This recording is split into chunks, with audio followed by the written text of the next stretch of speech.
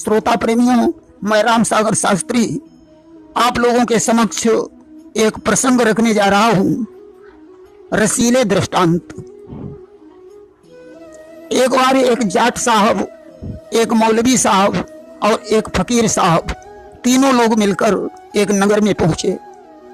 वहां किसी स्थान पर ठहरकर उन्होंने यह निश्चय किया कि गन्ने के रस की खीर बनाई जाए। खीर बनाने के लिए जाट साहब को नियुक्त किया गया। जाट साहब खीर बनाने लगे। खीर बन गई तो मौलवी साहब और फकीर साहब दोनों खाने के लिए बैठे। बोले थोड़ी थोड़ी परोसना और तुम लोग भी थोड़ी थोड़ी खाना, प्रातःकाल ठंडी खीर खाने में अच्छी लगेगी। मौलवी साहब और फकीर साहब ने खूब खीर खाई, परंतु जाट साहब प्रबंध की वजह से भली बात नहीं खा सके। अब बची हुई खीर रख दी गई। मौलवी साहब और फकीर साहब ने सलाह की कि खीर किसी जुगाड़ से खाई जाए। मौलवी साहब बोले कितनी खीर बची? जाट साहब ने कहा एक आदमी आराम से खाकर तृप्त हो जाएगा। मौलवी साहब बोले आदमी 3 हैं और खीर एक आदमी भर को है, इसलिए ऐसा करो आज रात को जो अच्छा स्वप्न देखेगा वही खीर खाएगा। मौलवी साहब और फकीर साहब अपने को अक्लमंद समझ रहे थे। उन्होंने सोचा कोई बढ़िया स्वप्न हम बना लेंगे और खीर खा लेंगे। मौलवी साहब और फकीर साहब लेटते ही सो गए। अब आधी रात के समय जाट साहब उठे, चुपके से खीर उतारी और भगवान का नाम लेकर सारी खीर खा डाली। हाथ मुंह धोकर सो गए।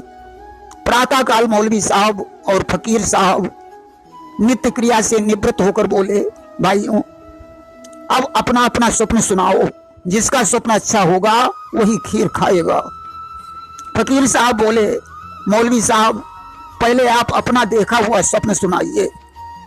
मौलवी साहब बोले सुनो, अल्लाह ताला की शान है कि उसने मुसलमानों के लिए अपने फजले कर्म के जरिए बहा दिए।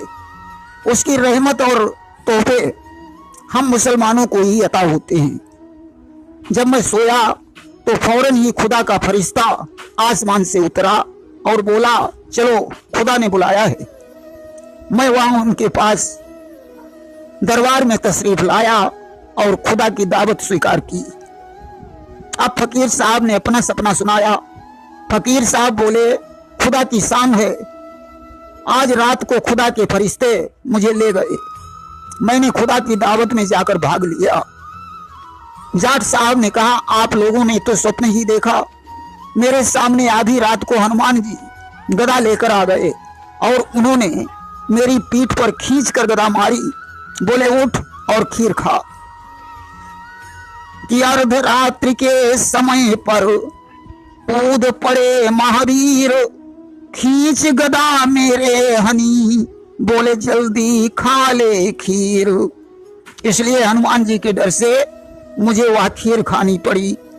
मौलवी साहब बोले खीर लाओ, हम खाएंगे क्योंकि हमारा स्वप्न अच्छा है। जाट साहब ने हांडी उठाई और सामने रख दी। मौलवी साहब बोले खीर कहाँ चली गई? जाट साहब बोले मैंने तुम्हें बता तो दिया कि हनुमान जी के डर की वजह से मुझे सारी खीर खानी पड़ी। जिस तरीके से तुम्हारा खुदा काल्पनिक है उसी प्रकार से तुम्हारा स्वप्न भी काल्पनिक है। हमारे इष्ट हनुमान ने कहा कि इन दोनों ने तो खुदा के यहाँ जाकर खूब दावत खाई, इसलिए इस खीर को तू खा ले, और मुझे वो खीर खानी पड़ी। अब तो मौलवी साहब और फकीर साहब दोनों चुप हो गए। एक बार एक जमाई अपनी ससुराल को गया। जमाई से जब पूछा गया कि आज क्या बनाया जाए, जमाई ने कहा पूरी खाते खाते मन उचट गया, इसलिए खिचड़ी बनाई जाए। अब तो खिचड़ी बनाई गई, जमाई को परोसी गई।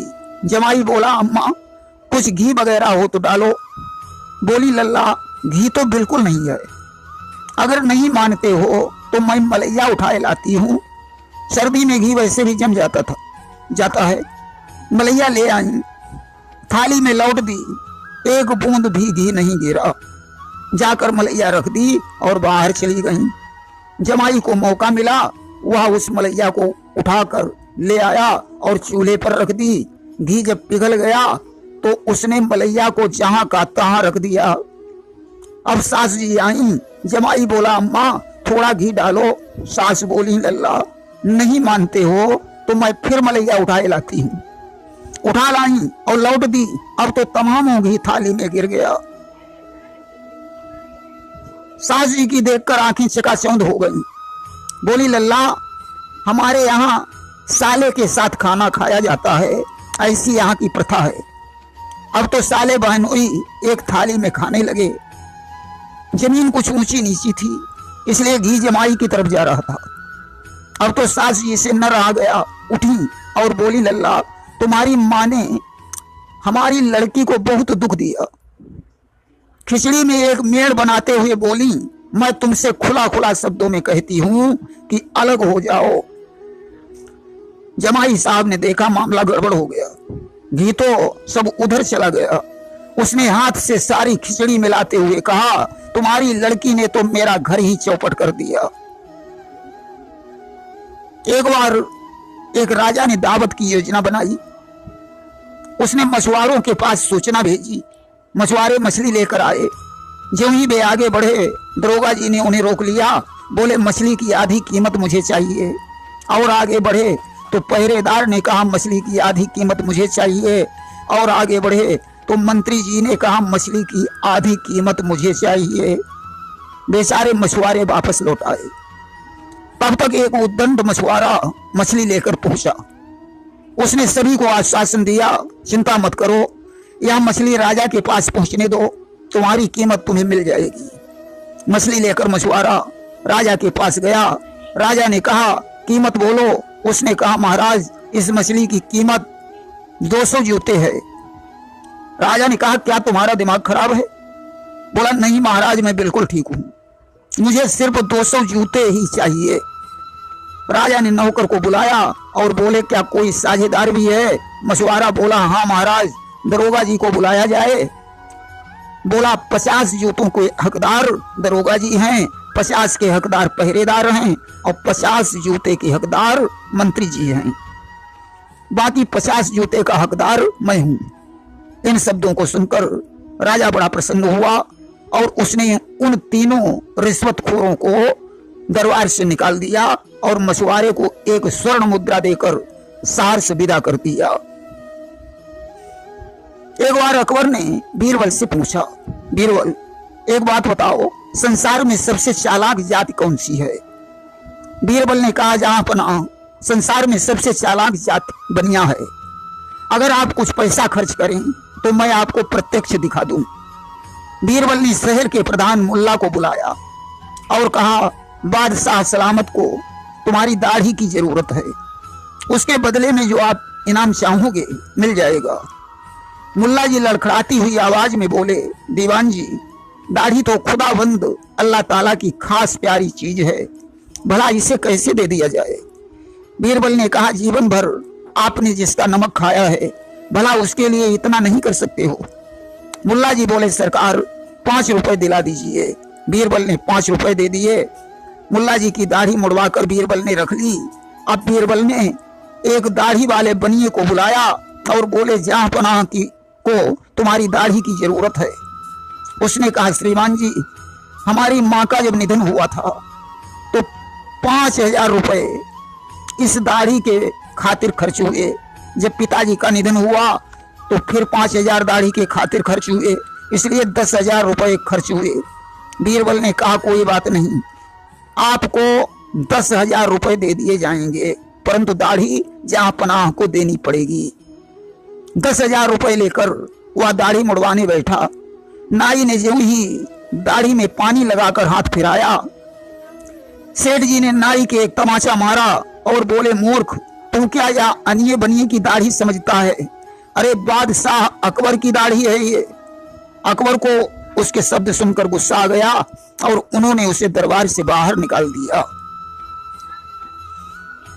एक गांव में एक पंडित जी रहते थे। एक बार गांव के 2-4 लड़कों ने मिलकर एक गधे को खूब पीटा, यहाँ तक कि पीटते पीटते वह गधा मर गया। अब तो लड़के पंडित जी के पास पहुंचे बोले महाराज हम लोगों के हाथों से एक गधा मर गया। पंडित जी ने पंचांग उठाया और देखकर बोले अरे यह तो बहुत गलत हो गया, पहले तो तुम लोगों को हत्याहरण जाना पड़ेगा, इसके बाद 101 ब्राह्मण खिलाने पड़ेंगे। लड़कों ने कहा पंडित जी फिर तो इतना काम आपको भी करना पड़ेगा, क्योंकि आपका लड़का संतोष भी मेरे साथ था। अब तो पंडित जी शांत हो गए, पंचांग को इधर उधर पलटा और बोले कि जो कहूं संग हो संतोषा, तो गधा मारे ने कुन दोषा। अगर तुम लोगों के साथ में हमारा लड़का संतोष भी था तो गधे को मारने में कोई दोष नहीं है, आप लोग निश्चिंत घर जाइए। एक देहाती मूर्ख महोदय का विवाह शहर में हो गया। महोदय जी पत्नी की विदा कराने के लिए ससुराल में पहुंचे, तभी उनका साला आया, उसने इत्र की एक फुरेरी दी। अब महोदय जी विचार करने लगे कि इसका क्या करें।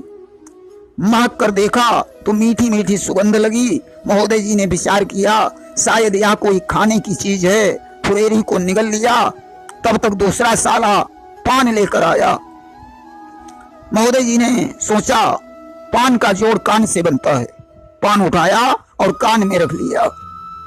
शाम को पूड़ियां बनाई गईं। महोदय जी खाने के लिए बैठे, घर में पत्नी की कुछ सहेलियां भी बैठी हुई थीं। महोदय जी एक एक पूड़ी खाने लगे।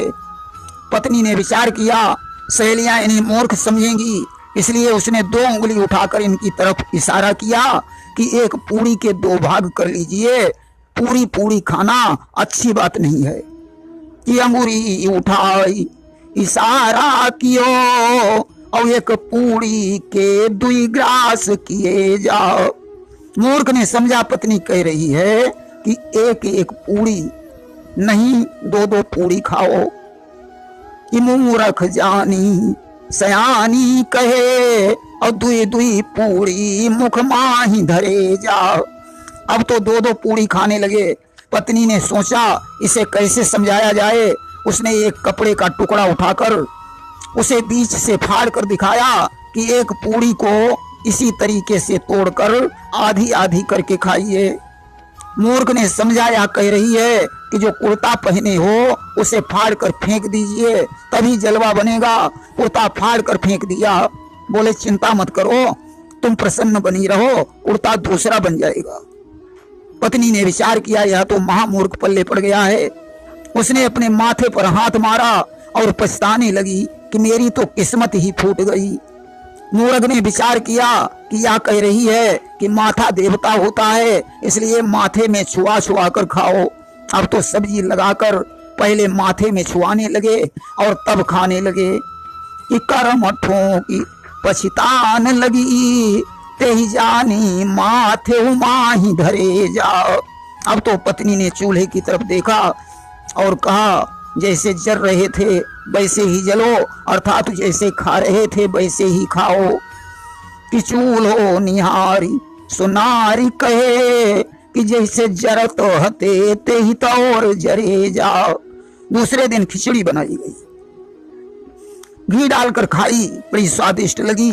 खिचड़ी पर लोगों ने एक गीत लिखा है कि सांची कहूं खिचड़ी खावन के बाद में, सांची कहूं खिचड़ी खावन के बाद में, आती है अच्छी डकार भैया, आती है अच्छी डकार भैया। धनिये की चटनी हो बैकुंठ पहुँचे, धनिये की चटनी हो बैकुंठ पहुँचे, या हो थोड़ा अचार भैया, या हो थोड़ा अचार भैया। महोदय जी ने खिचड़ी का नाम याद कर लिया। विचार करते हैं घर पहुंचकर खिचड़ी बनवा कर खाएंगे। अब तो विदा कराकर चल दिए। खिचड़ी खिचड़ी रास्ते भर रटते रहे। अब तो इन्हें लघुशंका लगी। लघुशंका करते समय खिचड़ी कहना बंद कर दिया और खिचड़ी का नाम भूल गए। दिमाग लगाया कि शायद मैं जिसे खाकर चला उसका नाम खाचड़ी था। अब तो खाचड़ी खाचड़ी कहने लगे। आगे बढ़े तो एक किसान अपना खेत रखा रहा था। इन्होंने जो ही खाचड़ी कहा, किसान ने एक तमाचा मारा। बोला, क्या तेरे बाप का खेत है जो कह रहा है खाचड़ी? खाचड़ी नहीं, उड़चिड़ी कहो। अब तो बेचारे उड़चिड़ी कहने लगे। कुछ और आगे बढ़े तो देखा एक बहेलिया अपना जाल फैलाए बैठा है। महोदय जी ने ज्यों ही उड़चिड़ी कहा, बहेलिया ने एक तमाचा मारा। उसने कहा, पूरा दिन हो गया, एक भी चिड़िया नहीं फंसी और तुम उड़चिड़ी कह रहा है। फंदे में आचड़ी कहो। अब तो फंदे में आचड़ी, फंदे में आचड़ी कहने लगे। और आगे बढ़े तो कुछ चोर बैठे चोरी करने का विचार बना रहे थे। जो ही इन्होंने कहा फंदे में आचड़ी, चोरों को गुस्सा आया। उन्होंने एक एक तमाचा मारा और बोले, ले आओ धत धत जाओ, या शब्द कहो। अब तो बेचारे ले आओ धत धत जाओ या कहने लगे। और आगे बढ़े तो एक ब्राह्मण का एक ही पुत्र था, उसका निधन हो गया। लोग उसे शमशान घाट पर लिए जा रहे थे। महोदय जी ने ज्यों ही कहा, ले आओ धत धत जाओ, लोगों ने उन्हें पकड़ लिया और खूब पीटा। बोले, ऐसा किसी के न हो, ऐसा कहना पड़ेगा। अब तो बेचारे ऐसा किसी के न हो कहने लगे। और आगे बढ़े तो एक राजा के पुत्र का राज तिलक हो रहा था। जब ही इन्होंने कहा ऐसा किसी के न हो, सिपाहियों ने इनके दो चार बेंत मारे और कहा ऐसा सबके हो, यह कहना पड़ेगा। अब तो बेचारे ऐसा सबके हो ऐसा कहते हुए घर पहुंच गए। पत्नी से बोले, सुनो, ऐसा सबके हो, अभी बनाओ, घी डालकर खाएंगे। अब तो पत्नी के बात ही समझ में नहीं आई। महोदय बोले, मैके में खूब बनाती रही, यहाँ आकर भूल गई, अभी बनाना पड़ेगा। पत्नी ने कहा, मैं ऐसा सबके हो बनाना नहीं जानती हूँ। महोदय जी ने डंडा उठाया और पत्नी को पीटने लगे। तब तक पड़ोसन काकी दौड़कर आ गई। बोली, हाय, तुमने बहू को मार मार कर खिचड़ी बना दिया। बोले, बस मैं यही बनाने के लिए कह रहा था, परंतु इसने नहीं सुना। अब बेचारी ने खिचड़ी बनाई, महोदय ने घी डालकर खाई। बोले, पहले ही बना देती तो ये मार क्यों पड़ती। एक बार एक मूर्ख किसान एक जुलाहे से बोला कि इस बार हम कपास बोएंगे, हमारा कपास बहुत बढ़िया होगा, बताओ तुम किस भाव से खरीदोगे। जुलाहा बोला, अच्छा सूत हुआ तो 1 रुपए का 3 पाव लूंगा। किसान बोला, हम 3 पाव नहीं देंगे, अगर तुम्हारी गर्ज हो तो 1.5 पाव ले जाना। किसान की बात सुनकर जुलाहा बोला, भाई कुछ कम करो।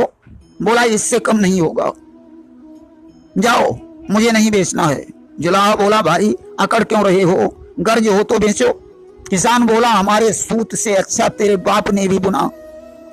जुलाहा बोला, तेरा सूत महीन हो ही नहीं सकता, मैं रद्दी सूत नहीं लूंगा। किसान बोला, जा, मैं अपना सूत किसी और को दे दूंगा। अब तो दोनों में जूता लात होने लगा। गांव के लोगों ने आकर बीच बचाव किया। इसी प्रकार एक पंडित जी ने सत्तू मांग मांग कर एक मटकी भर ली। रस्सी से बांधकर उन्होंने उस मटकी को धन्नी में लटकाया और उसके नीचे 4 पाई डालकर लेटे। विचार करने लगे, मटकी सत्तू से भरी है, अगर गांव में अकाल पड़ गया तो 100 रुपए प्राप्त हो जाएंगे। उससे मैं एक बकरी लूंगा, बकरी से तमाम बकरे बकरी तैयार हो जाएंगे। उन्हें बेचकर मैं गाय खरीदूंगा, गाय से तमाम गायें और बछड़े हो जाएंगे। उन्हें बेचकर मैं भैंस खरीद लूंगा, भैंस से तमाम भैंसे तैयार हो जाएंगे। उन्हें बेचकर मैं घोड़ी खरीदूंगा, घोड़ी से तमाम घोड़े घोड़ी हो जाएंगे। उन्हें बेचकर बढ़िया सा महल बनवाऊंगा। धनवान होने के कारण मेरा अच्छा विवाह हो जाएगा। पत्नी से जो पुत्र पैदा होगा उसका नाम मैं सोम शर्मा रखूंगा। पुत्र से इतना प्रेम करूंगा कि वह मुझे देखते ही पापा पापा कहकर दौड़ पड़ेगा। मैं घुड़शाला के पास कुर्सी डालकर बैठूंगा, लड़का मेरे पास दौड़कर आएगा। मैं पत्नी से कहूंगा कि इस बच्चे को क्यों नहीं ले रही हो। वह भी घर के कामों में व्यस्त होने के कारण मेरी बात नहीं सुनेगी, तो मैं दौड़कर उसके एक लात मारूंगा। और उन्होंने खींचकर लात मटकी में मारी, मटकी फूट गई, सत्तू बिखर गए, सारी कल्पनाएं धरी की धरी रह गईं। देखिए, दहेज से कितनी बड़ी बड़ी हानियां हो रही हैं। एक महोदय की 4 पुत्रियां थीं। उन्हें पुत्रियों के विवाह की चिंता हुई तो उन्होंने 4000 रुपए में मकान गिरवी रख दिया, क्योंकि 2000 दहेज में और 2000 खिलाने पिलाने में खर्च होना था। दोपहर के समय महोदय जी अपने मकान को देखकर रोने लगे। बोले अगर हमारे ये 4 लड़कियां न होती तो रोना नहीं पड़ता। आखिर में बड़ी पुत्री ने जहर खा लिया और भगवान को प्यारी हो गई। अन्य पुत्रियां जलकर मर गईं। कितना खतरनाक है ये दहेज। देखिए दस्तूर क्या होता है। जापान में शिंटो मठ के प्रवर्तक प्रत्येक 7वीं वर्ष लट्ठा समारोह आयोजित करते हैं। इसमें हजारों लोग भाग लेते हैं। इसके तहत टनों भारी और 10 फुट लंबे लकड़ी के लट्ठे को गहरी ढलान पर ढकेला जाता है। खासियत यह है कि उस पर लोग सवार होते हैं। स्वाभाविक है इस दौरान तमामों लोग चुटियल भी होते हैं, परंतु अब दस्तूर है तो निभाना तो पड़ेगा ही। देखिए दुष्ट 4 प्रकार के होते हैं, सठ, खल, मूर्ख और जड़। सठ सत्संग से सुधर जाता है और सठे साठिम समाचरित, सठ के साथ सठता का व्यवहार करना चाहिए। खल का स्वभाव नहीं बदलता। एक कवि ने लिखा है कि जाता कभी स्वभाव न खल का, कितना ही सत्संग करे वो सुजन साधु निर्मल का। जाता कभी स्वभाव न खल का, मिश्री मिश्रित पैसे सिंचन करो वृक्ष के थल का। किंतु स्वाद कड़वा ही होगा सदा नीम के फल का। जाता कभी स्वभाव न खल का। और मूर्ख को उपदेश देना भी गुनाह है। उसे भले ही ब्रह्मा के समान गुरु मिल जाए, परंतु उसे चेत नहीं होता। 64 प्रकार के मूर्ख बताए गए हैं। एक कवि ने लिखा है कि मूर्ख अपने ही गुण को गाते हैं, मूर्ख बच्चों को मुंह लगाते हैं। मूर्ख त्यागी हो जोड़ते धन को, मूर्ख बेकार तोड़ते फल को। मूर्ख निर्धन का द्रव्य हरते हैं, मूर्ख मन में घमंड रखते हैं। मूर्ख बूढ़े में ब्याह करते हैं, मूर्ख सबसे विवाद करते हैं। मूर्ख हर वक्त मुस्कुराते हैं, मूर्ख गलियों में गुनगुनाते हैं। मूर्ख कामों में दखल देते हैं, मूर्ख झगड़े को मोल लेते हैं। मूर्ख बलधर से बैर करते हैं, मूर्ख गर्मी में सैर करते हैं। मूर्ख जहरों से भी कड़वा बोलें, मूर्ख गैरों के पाप को खोलें। मूर्ख 2 जन में तीसरे बनते, मूर्ख गैरों की बात पे चलते। मूर्ख हित की न बात सुनते हैं, मूर्ख अनगैर घर में रखते हैं। मूर्ख कर्मों से हीन होते हैं, मूर्ख बुद्धि से क्षीण होते हैं। मूर्ख से बड़ा जड़ होता है, जिसके दिमाग में कुछ भी नहीं टिकता, इसलिए इसे महामूर्ख कहा जाता है। प्रेम से बोलिए वृंदावन बिहारी लाल की जय।